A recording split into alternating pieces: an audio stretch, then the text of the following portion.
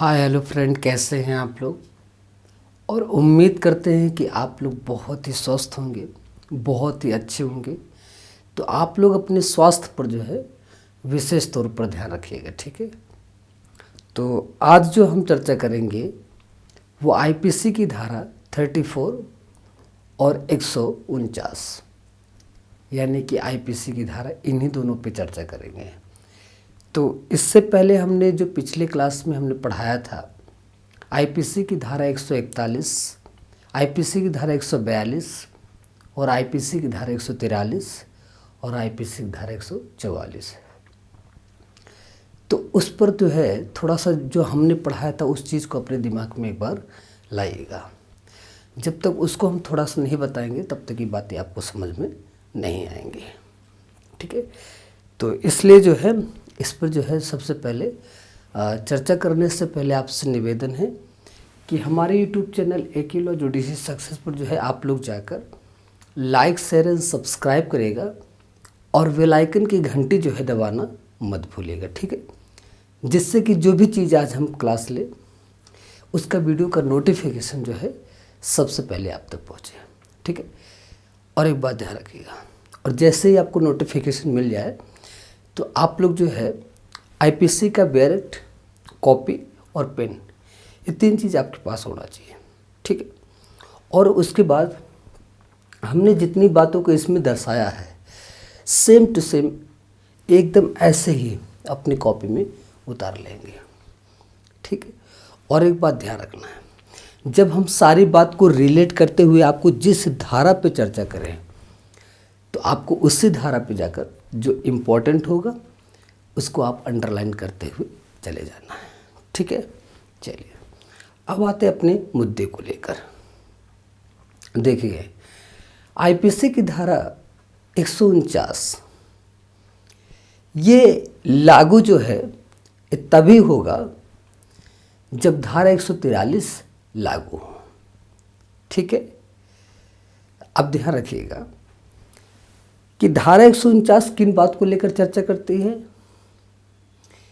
तो इसी पे आज हम प्रकाश डालेंगे, ठीक है। तो सबसे पहले आपको धारा 143 को सिद्ध करना पड़ेगा बातें, तभी तो ये लागू होगा, है ना। तो ये बात एकदम एक लाइन में याद कर लीजिए कि आईपीसी की धारा 149 तभी लागू होगा जब धारा 143 जो है लागू हो, ठीक है। अब ध्यान रखिएगा कैसे। पिछली क्लास में हमने बहुत सारी बात चर्चा की थी, आपको पता है। तो हमने सबसे पहले आपको क्या बताया था कि 5 या 5 से अधिक व्यक्ति, ठीक है, विधि के विरुद्ध जमाव यानी अनलॉफुल असेंबली, जब एक स्थान पर सभी लोग सम्मिलित हों, और वहां पे सभी लोग का होना जरूरी है, ये बात ध्यान रखिएगा। और एक बात ध्यान रखिएगा, उस अग्रसर की स्थिति में यानी कि बढ़ते क्रम की स्थिति में कोई ऐसा कृत्य किया हो, ठीक। और एक बात ध्यान रखना कि आईपीसी की धारा 142 में क्या हमने बताया था उस टाइम पिछली क्लास में कि शास्य इच्छा से सम्मिलित हो, ठीक है। यानी जो इच्छा है, अब देखिएगा, अब ये जो है धीरे सीधा जो है कहाँ पे जाएंगे आप, एकदम ध्यान रखिएगा कि 5 या 5 से अधिक जो अग्रसर की स्थिति में क्या करते हैं, वो उस क्षेत्र में कार्य करते हैं यानी कि अपराध करते समय, और सभी लोगों का वहां पे मौजूदगी है, ठीक है। यानी विधि के विरुद्ध जो ऐसा जमाव है और उस अपराध करते समय जो है उस अग्रसर की स्थिति में वो कृत्य किया हो, ठीक।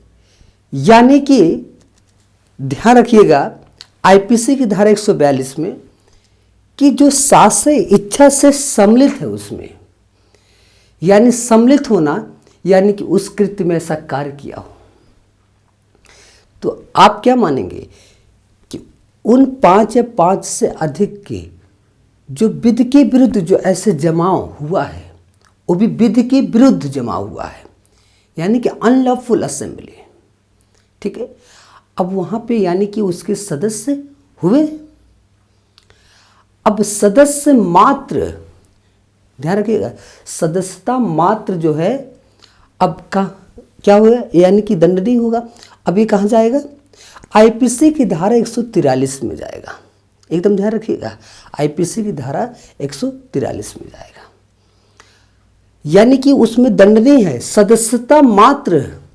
ये आईपीसी की धारा 143 में दंड नहीं है। हमने क्या दंड बताया था कि 6 मंथ या जुर्माना या दोनों से दंड नहीं होगा। हमने इस पर चर्चा किया। और आईपीसी की धारा 149 क्या कहता है कि जब 143 लागू होगा तभी जो 149 लागू होगा। ये बात एकदम दिमाग में रखिए, यानी 149 तभी लागू होगा जब 143 लागू होगा। तो यानी पे आपने क्या दिया, धारा 142 और 143, ये 2 बातें याद रखिएगा। अब देखिए 149 अगर 5 या 5 से कम हुआ तब 149 लागू नहीं होगा। ठीक है, अब एक बात और ध्यान रखना कि जो सदस्य मात्र वो दंडनीय है, तो उसके आशय और ज्ञान को ध्यान रखना पड़ेगा। यानी कि उस 5 या 5 से अधिक जो विधि के विरुद्ध जाकर ऐसा जमाव हुआ है और उस अपराध के प्रति ऐसा अग्रसर की स्थिति में कृत्य किया है। ठीक, अब आप क्या ध्यान रखेंगे इसमें कि सदस्य, अब उसके जानकारी, अब एक चीज पॉइंट बना लीजिएगा कि जानकारी यानी कि ऐसा नॉलेज, संभाव्यता ऐसी जानकारी थी कि ऐसा कृत्य होगा। तब आप अब यहां पे एकदम दिमाग एकदम सीधा, एकदम ध्यान रखना कि उसे संभाव्यता इस बात की जानकारी थी कि ऐसा करने से सकृत्य होगा। तो वो जो है अब यहां पे 149 लागू नहीं होगा। क्यों? क्योंकि अब देखिएगा 149 यहां लागू नहीं, क्योंकि वो मुख्य अपराध का, यानी कि उसको उस बात की जानकारी थी, ऐसे संभाव्यता जानकारी थी कि ऐसा कृत्य होगा, इस बात की जानकारी थी उसे। तो वो जो है सीधा क्या होगा, उस मुख्य अपराध का सीधा जो है यही आरोपी होगा। और अन्य जो होंगे, अन्य पर क्या होगा, फिर धारा 149 लागू होगा। तो अन्य जो है मुख्य अपराध के प्रति वो आरोप लागू होगा। लेकिन जिसको इस बात की जानकारी है और संभाव्यता इस बात की जानकारी है कि ऐसा कृत्य करने से ऐसा संभाव्य है कि ये हो जाएगा, ऐसा अपराध होगा, ऐसा ऑफेंस होगा, जब इस बात की जानकारी है तो उसे सीधा यही मानेंगे। तब वहां पे आप ध्यान रखिएगा कि आईपीसी की धारा 149 नहीं लागू होगा। तब वहां पे सीधा उस मुख्य अपराध के प्रति सीधा उसे उस चीज के लिए दंडनीय हो, क्योंकि वो यानी कि ऐसा अपराध उसको इस बात की जानकारी थी। ठीक, उसे उस मुख्य अपराध के लिए ही दायित्व ठहराया जाएगा। अब आप ध्यान रखेंगे जो अन्य लोग हैं, अब यहां पे 149 यानी मुख्य अपराध के प्रति वो आरोपाधीन होंगे। ठीक, अब एक ध्यान रखिएगा, अब इसमें जो सदस्यता मात्र है, अगर गुणा अवगुण के आधार पर, एकदम ध्यान रखिएगा हर एक बात को, गुणा अवगुण के आधार पर क्या होगा, कुछ लोगों को छोड़ दिया है, यानी कि छोड़ दिया जाता है, छोड़ देते हैं। तो उस स्थिति में ध्यान रखना 5 या 5 से कम हो जाते हैं, तो वहां पे आईपीसी की धारा 149 लागू नहीं होगा। ठीक है, क्योंकि वो 5 या 5 से कम है और 149 जो है 5 या 5 से अधिक पर बात करता है। ठीक है, अगर 5 या 5 से अधिक है तभी 149 लागू होगा, उससे कम होगा, होता है ना कि गुणा गुण के आधार पर उसे छोड़ दिया जाता है। अब छोड़ने पर कितने कम बचे, अब 5 या 5 से कम हो गए। ठीक, अब 5 से कम होने का मतलब सुन रहे, अब सीधा आप ध्यान रखिएगा, अब ये बात जो है जब कम हो जाएगा, अब यहाँ पे सामान्य आशय की बात होगी, यानी कि कॉमन इंटेंशन की बात होगी। आईपीसी की धारा 34 को लेकर बात करेंगे। ठीक है, अब यहाँ पे 34 में क्या आप देखा है, हमने आपको क्या बताया था पहले, पिछले क्लास में बहुत सारी बातें हमने चर्चा किया था कि कॉमन इंटेंशन में आपको 4 बातें हमने आपको बताया था कि 2 या 2 से अधिक व्यक्ति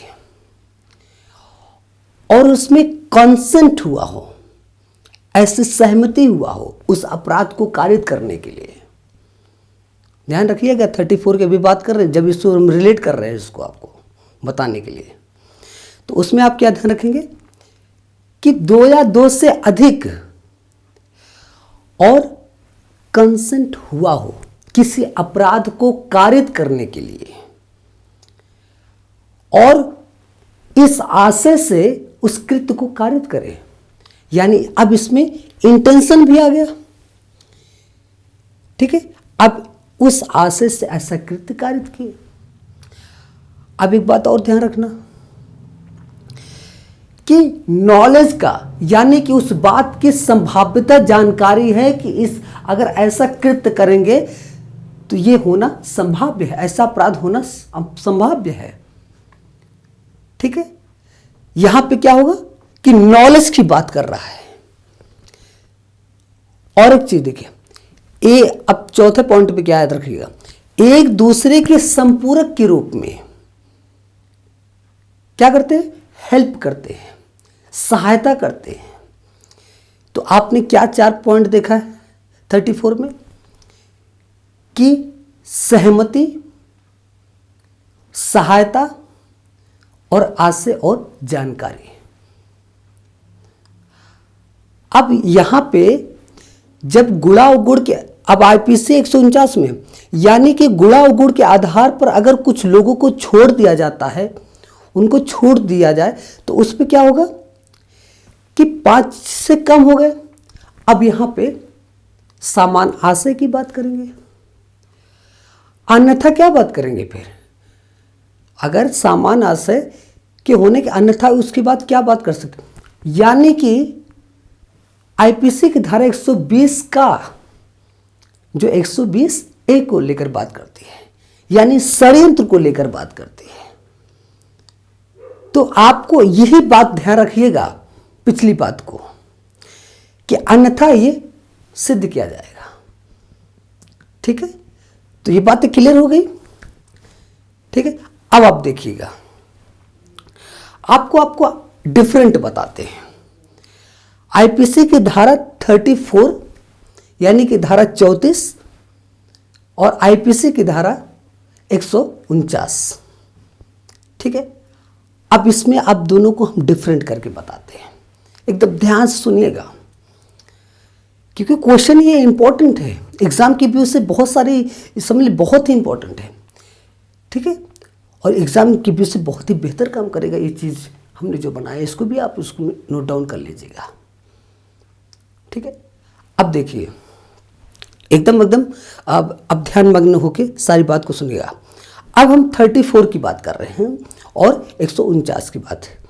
अब 34 और 149 के बीच का जो डिफरेंट है, उस अंतर को आपको हम स्पष्ट करके दिखा रहे हैं। ठीक है, अब एकदम ध्यान सुनिएगा। देखिए 34 कॉमन इंटेंशन की बात करता है, लेकिन अब ये जो है धारा 149 किस बात को लेकर, कॉमन ऑब्जेक्ट की बात करता है। ध्यान रखिएगा कि 34 धारा जो 34 है वो सामान्य आशय की बात करता है और धारा 149 सामान्य उद्देश्य को लेकर बात करता है। ठीक है, अब इसमें देखिए 149 सामान्य उद्देश्य को लेकर बात किया, अब ये 34 यानी कि सामान्य आशय को लेकर बात किया। अब देखिएगा, सामान्य आशय में 2 या 2 से अधिक व्यक्ति, लेकिन 100 आईपीसी की धारा 149 में 5 या 5 से अधिक है। डिफरेंट हुआ। ठीक, अब इसमें देखिएगा कि 149 में क्या है, आपने जो घटना स्थल है उस घटना स्थल पर अग्रसर की स्थिति में जो कृत्य किए, ठीक, उस कृत्य में जो सम्मिलित थे सदस्य के रूप में, अगर उसके सदस्य मात्र होने का मतलब ये है कि वो सीधा आईपीसी की धारा 143 में गया। अगर आप 143 अगर होगा तभी 149 लागू होगा, ये बात भूलिएगा मत। ठीक है, ये बात क्लियर है। अब देखिएगा, सामान्य आशय में हमने 4 बातों को बताया था कि सहमति, आशय और जानकारी, और हमने क्या बताया, सहायता। और सहायता में हमने एक बात बताया था कि एक दूसरे के संपूरक के रूप में वो हेल्प करते हैं, लेकिन आईपीसी की धारा 149 में क्या होता है, उसमें एक दूसरे के संपूरक के रूप में हेल्प नहीं है। ठीक, अब धारा 34 में देखना, इसमें सहमति होती है किसी अपराध को करने के लिए, लेकिन आईपीसी की धारा 149 में ऐसा अपराध किया जाएगा, ऐसा अपराध किया जाए, इस बात को लेकर चर्चा उसमें होती है कि ऐसे विधि के विरुद्ध जाकर ऐसे जमाव करते हैं। ठीक, ये बात ध्यान रखिएगा। ये बात करते हैं कि सहमति होती है किसी अपराध को करने के लिए, धारा 34 में ध्यान रखना, किसी अपराध को कारित करने के लिए सहमति होती है, लेकिन आईपीसी की धारा 149 में अपराध किया जाए इस बात को लेकर चर्चा करती है। ये बात क्लियर होगी। अब देखिए, आईपीसी की धारा 34 जो आशय है कॉमन इंटेंशन के आधार पर हमने सहमति, कंसेंट और इंटेंशन बताया। अब जो इंटेंशन है वो यानी पृथक पृथक कार्य के आधार पर सभी व्यक्तियों के हर एक व्यक्ति का एक पृथक पृथक कार्य होता है। ठीक है, जो पृथक पृथक कार्य होता है, और पृथक कार्य में क्या बात ध्यान रखेंगे, आईपीसी में क्या सिद्ध करना होता है कि उसे आशय और उसके ज्ञान को, यही 2 बात आपको सिद्ध करना है कि उसका आशय क्या था और क्या उसे इस बात की जानकारी थी कि क्या उस इंटेंशन से ऐसा कृत्य किया जाएगा, ऐसा होगा, इस बात की जानकारी थी या नहीं थी, ये बात ध्यान रखना आपको। जो पृथक पृथक, हर व्यक्ति का पृथक आशय होता है, यानी कि हर व्यक्ति का पृथक जो है, जो कृत्य किया उसके आशय और ज्ञान को ध्यान रखना। तो ये जो रचनात्मक दायित्व को लेकर चर्चा करती है आईपीसी की धारा 34, रचनात्मक दायित्व को लेकर, और इसके ऊपर एक चीज ध्यान रखिएगा, साक्ष्य का भार ज्यादा होता है, इस पर अधिक होता है साक्ष्य का भार, यानी आईपीसी की धारा 149 की अपेक्षा। ठीक, ये बात क्लियर हुआ। एक बात और ध्यान रखना, रचनात्मक दायित्व इसमें भी होता है। ठीक है, अब उसमें क्या दायित्व, यानी कि उसकी जानकारी है कि नहीं। जो 5 या 5 से अधिक, 149 ध्यान रखना, जो 5 या 5 से अधिक व्यक्ति हैं, जो उस अपराध को कारित कर रहे हैं क्या उस बात को लेकर उस अपराध के प्रति संभाव्यता जानकारी है कि नहीं है, इस बात को ध्यान रखना उसमें। ठीक है, अगर उस बात की जानकारी है तो मुख्य अपराध को ध्यान रखना, उस पर सीधा सीधा मुख्य अपराध पर आरोपी होगा। तब अन्य जो बात होंगी, अन्य जो अपराधी होंगे तो उन पे जो है तब जाके 149 होगा कि हाँ ये सीधा ये हुआ कि इन्होंने ऐसा ऑफेंस किया। ठीक है, तो ये बातें सारी बात समझ में आई है कि नहीं आपको? हमको जहाँ तक उम्मीद है सारी बात हमने बहुत अच्छे से आपको स्पष्ट तरीके से समझाया। ठीक है, बस आपको ध्यान रखना है कि डिफरेंट हमने जो बताया इस चीज़ को जब क्वेश्चन जब पूछता है उसका जब आंसर ड्राफ्ट करेंगे पहले आपको 34 और 149 यानी कि 34 धारा 34 और धारा 149 इसको सिद्ध करने, इसके अंतर को सिद्ध करने से पहले, इसको चर्चा करने से पहले सबसे पहले आपको ये बात सिद्ध करना पड़ेगा कि लागू कैसे होगा। हमने पिछली बात को जो बताया कि 142 143 जब ये सारी बात सिद्ध करेंगे उसके बाद आप सीधा क्या लिखेंगे, तब 34 की चर्चा करेंगे और 149 के डिफरेंट को बात करेंगे। ठीक है, तो जब ये चर्चा करके इसको सिद्ध करके आप उसमें ड्राफ्ट करेंगे तो एकदम बहुत ही सुंदर दिखेगा क्वेश्चन का आंसर जो ड्राफ्ट करोगे, तो एग्जामिनर को भी बहुत अच्छा लगेगा कि हाँ आपने बहुत सुस्पष्ट तरीके से उसको दर्शाया है, दिखाने का प्रयास किया है ना। तो आप एकदम मतलब बहुत ही आसान तरीके से आसान भाषा में समझाने का प्रयास करिए आप। देखिए कभी भी घुमाने का नहीं, जो फैक्ट है सिर्फ उसी फैक्ट पे ध्यान रखना चाहिए कि हाँ इसी फैक्ट को लेकर बात किया जा रहा है। ज़्यादा घूमने का प्रयास करेंगे तो मिस्टेक बहुत ज़्यादा होगा। बस जितना क्वेश्चन पूछे कि आपको इतना ही लिखना है, इतना ही पूछ रहा है तो सिर्फ उतने का ही जवाब देना है आपको। ठीक है, जब भी क्वेश्चन पूछे जिस चीज़ को लेकर, जैसे मान लीजिए 34 और 149 धारा 34 और 149 के डिफरेंट को पूछ लिए तो आपको बस उसी का आंसर आपको ड्राफ्ट करना है।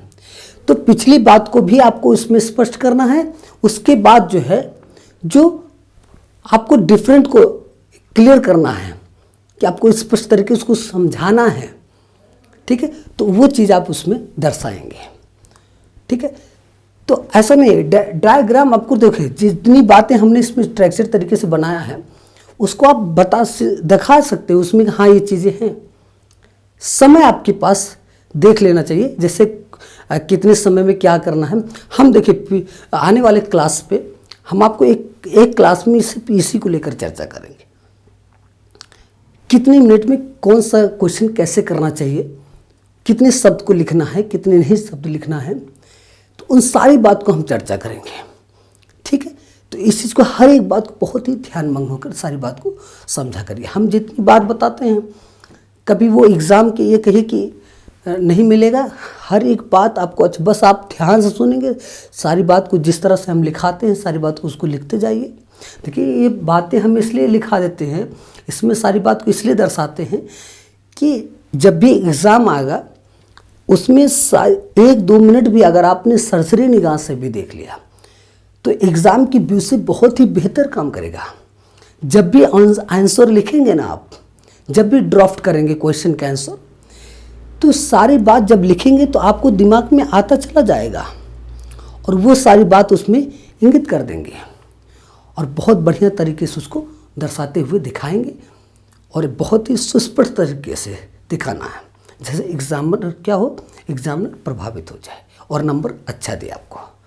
ठीक है, चलिए तो ये सारी बातें हम जहाँ तक उम्मीद है आपको समझ में आ गया होगा। ठीक है, तो इसको हम यहीं पे विराम करते हैं, फिर मिलेंगे हम नेक्स्ट टॉपिक के साथ में। ठीक है, तो इसी के साथ जाते जाते आप लोग जो है लाइक शेयर सब्सक्राइब करेगा और बेल आइकन की घंटी जरूर दबाइएगा। इसी के साथ जय हिंद, जय भारत।